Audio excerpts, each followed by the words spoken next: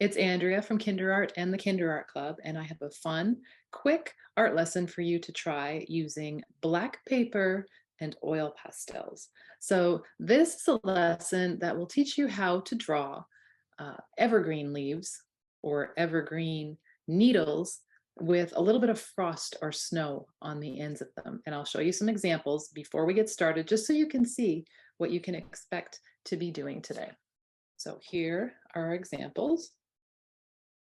You can see kind of like a pine tree or a spruce tree, the trees that don't lose their leaves in the wintertime. That's what we're working on, the conifers, the evergreens.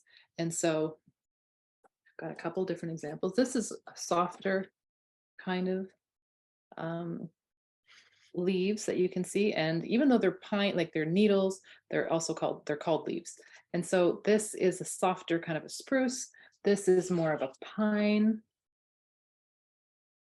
But you can see that they all have one thing in common, and that is that they've got a little bit of frost at the tips of the needles or the leaves. So we're using black paper, and this is the typical size of sheet of construction paper.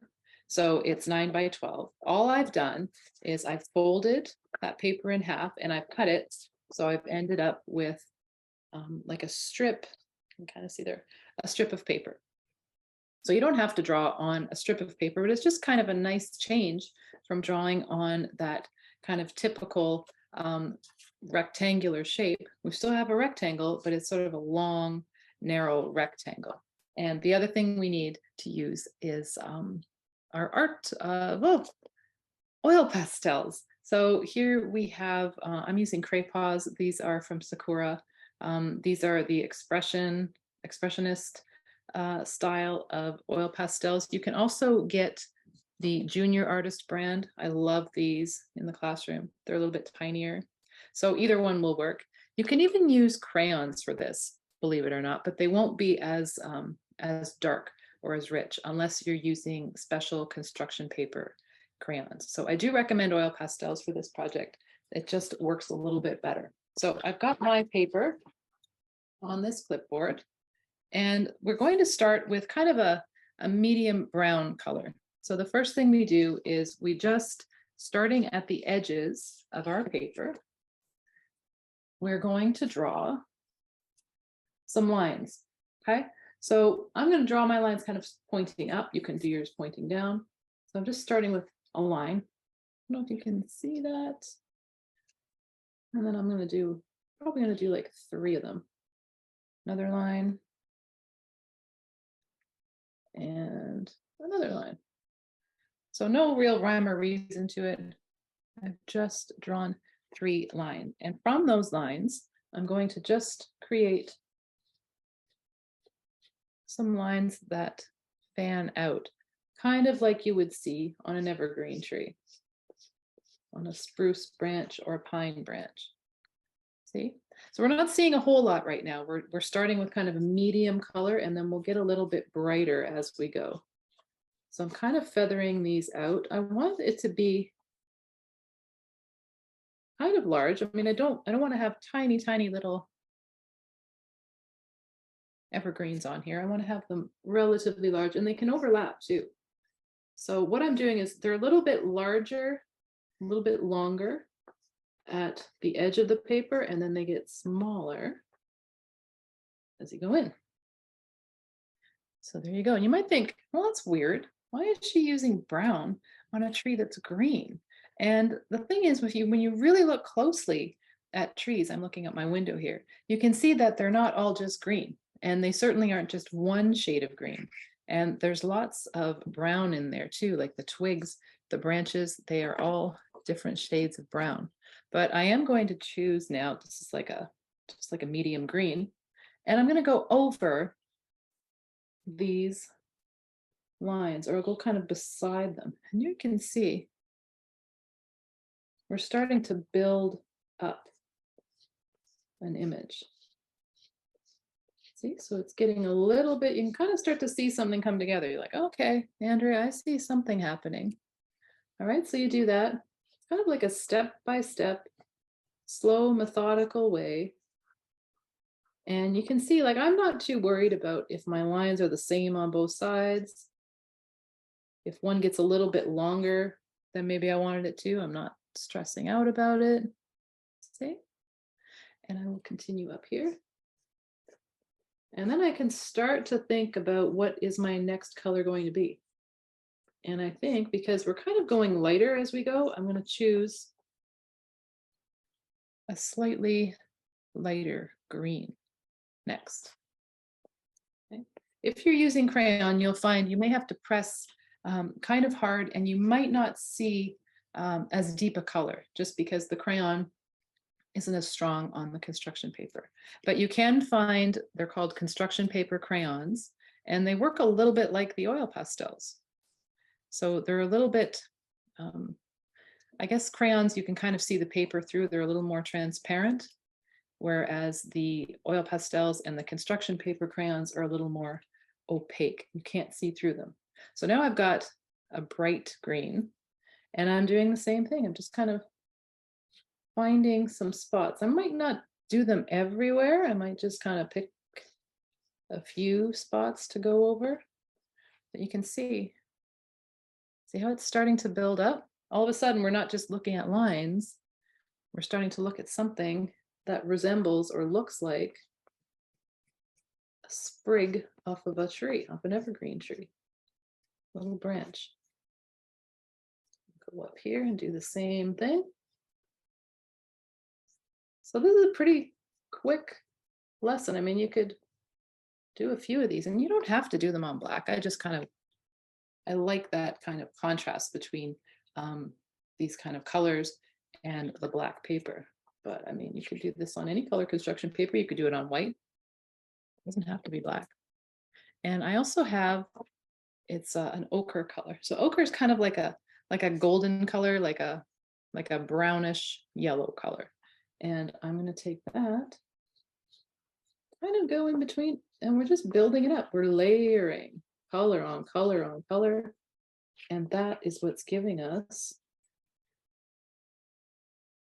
the impression of these evergreen sprigs. So the pastels I have quite a few colors. If you are using like a classroom pack of pastels, you might not have this many colors. And if that's the case, instead of using ochre, just use plain yellow. If you don't have two kinds of green, just use one kind of green. Maybe use a blue so that you have a bluish green. So you can kind of improvise. I'll just show you here. This is like a class pack style of pastel. They work too. So if you don't have all the extra colors, don't worry about it. Don't say, well, I can't do this project. I don't have those colors. You can still do it. And instead of using like a medium brown, you could use red instead. So you just have to work with what you have, and then you can kind of come up with something pretty neat.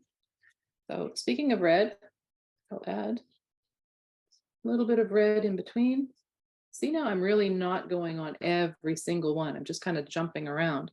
And I'm going to add a little bit of dark green, which won't be as visible because it's getting closer to the color of the background. But you can see how these have kind of started to take shape now, right? And I might go back in, just kind of thicken up at the edges. And the last thing I'll do, actually the second last thing I'll do, is I'm just using some white. It's a tiny little piece of white that I have left from a class pack. And because this is winter, I'm adding just some white, just little dots. They're just really marks that I'm putting on the page. They're not perfectly round or anything. Okay, so it's just going to give the effect of snow. If you like, you can put a little bit on top of the sprigs as well.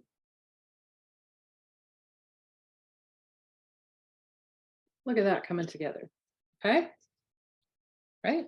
And then the last thing we do, and I probably didn't mention that we need this, but you also need a piece of white chalk. So you can use chalk pastel, or you can just use regular chalk that you would use on a chalkboard. So this is just a little chunk of pastel that I have that I've used quite a lot. This is a chalk pastel. Regular chalk works just as well.